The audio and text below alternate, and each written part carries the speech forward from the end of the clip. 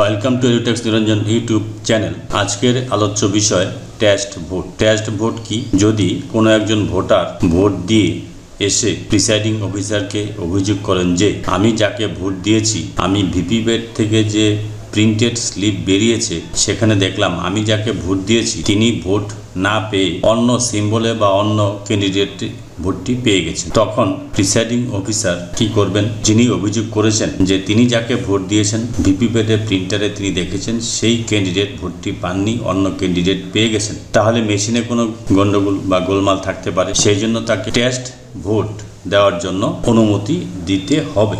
যদি presiding officer তদন্ত করে দেখেন যে তার অভিযোগ সত্য, তবেই তাকে অ্যালাউ করা হবে। তো কিভাবে তিনি এটা প্রমাণ করবেন?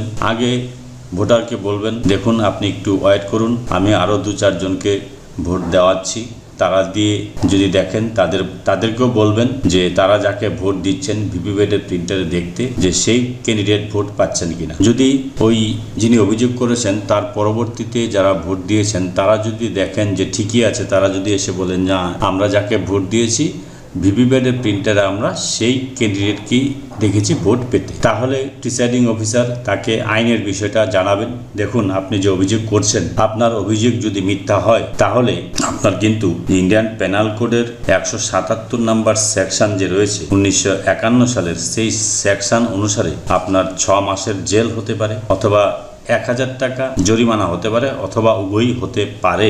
এই কথাটি জানাবেন, আইনের বিষয়টা তাকে জানাবেন। তারপরেও যদি তিনি বলেন যে না আমি টেস্ট ভোট দেব, তাহলে আপনি তাকে টেস্ট ভোট দেওয়ার জন্য অ্যালাউ করবেন। টেস্ট ভোট দেওয়ার জন্য যখন অ্যালাউ করবেন তখন আপনাকে এই রুল 49MA এই ডিক্লারেশনটা ফিল আপ করতে হবে। এখানে আপনার general election to the 02 Alipurduar parliamentary constituency, এগুলো তো আপনারা জানেন কিভাবে লিখতে হবে। পোলিং স্টেশন নাম্বার লিখবেন। তো এবার এখানে দেখুন রয়েছে signature thumb impression of the elector. ওই সেই ভোটার যিনি টেস্ট ভোট দিতে যাচ্ছেন তার একটা সিগনেচার নিতে হবে, নেম অফ দ্য ইলেক্টর, এখানে তার সাইন করবে, এটা হচ্ছে সিগনেচার, এবং এখানে তার নামটা লিখতে হবে, তার বাবার নাম লিখতে হবে, তার হচ্ছে পার্ট নাম্বার এবং সিরিয়াল নাম্বার লিখতে হবে। 17A অ্যাকাউন্ট অফ ভোট রেজিস্টারে তার কত নম্বর সিরিয়ালে নাম আছে, 17A তে তার নামটি এন্ট্রি করা হয়েছে 445 নম্বর সিরিয়ালে, এইটি আপনি লিখবেন। তারপর এখানে প্রিসাইডিং অফিসার সাইন করবেন, certified that above declaration was made and subscribed by elector above named before me. এটা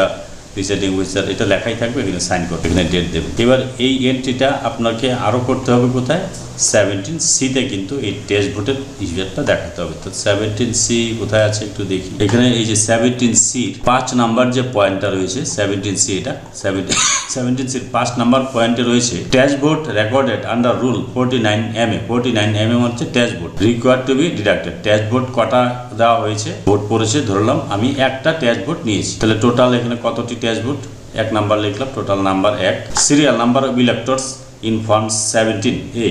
ফর্ম 17A-তে ওই ভোটারের যিনি টেস্ট ভোট দিয়েছেন তার সিরিয়াল নাম্বার কত? 445। এটা প্রথমে যখন তিনি ভোট দিয়েছেন তখন সেটা সেই সিরিয়াল নাম্বারটা লিখে দিলেন। তারপর পরে বি নাম্বার পার্টে আছে দেখুন, candidates for home test vote cast. তিনি যে প্রার্থীকে ভোট দিয়েছেন, যে ক্যান্ডিডেটকে ভোট দিয়েছেন, ধরে নিলাম রতন দাসকে তিনি ভোট দিয়েছেন, এখানে ক্যান্ডিডেটের নামটা লিখবো, সিরিয়াল নাম্বার 1 লিখব। নাম্বার অফ ভোট কটি ভোট দিয়েছেন? 1টি ভোট দিয়েছেন। তাহলে এটা কিন্তু আপনি এইভাবে লিখবেন টেস্ট ভোটের বিষয়টা। এই ফর্ম 17C-তে লিখতে হবে আর 49MA-তে লিখতে হবে। এই টেস্ট ভোটটা কিন্তু মাইনাস হয়ে যাবে যখন এখান থেকে দেখবেন 6 নম্বরে total number of votes recorded as per voting machine. যদি আপনার মিথ্যা হয়, এই টেস্ট ভোট দিয়ে যদি দেখা যায় যে তিনি যাকে ভোট দিয়েছেন তিনি ভোটটি পেয়েছেন, তাহলে কিন্তু নিয়ম হিসাবে তাকে পুলিশের হাতে তুলে দেওয়ার কথা আইনানুগ ব্যবস্থা নেওয়ার জন্য। আর যদি দেখা যায় যে তিনি যাকে ভোট দিয়েছেন ভিভিপ্যাটের প্রিন্টারে দেখা যাচ্ছে অন্য ক্যান্ডিডেট ভোট পেয়ে গেছে, তাহলে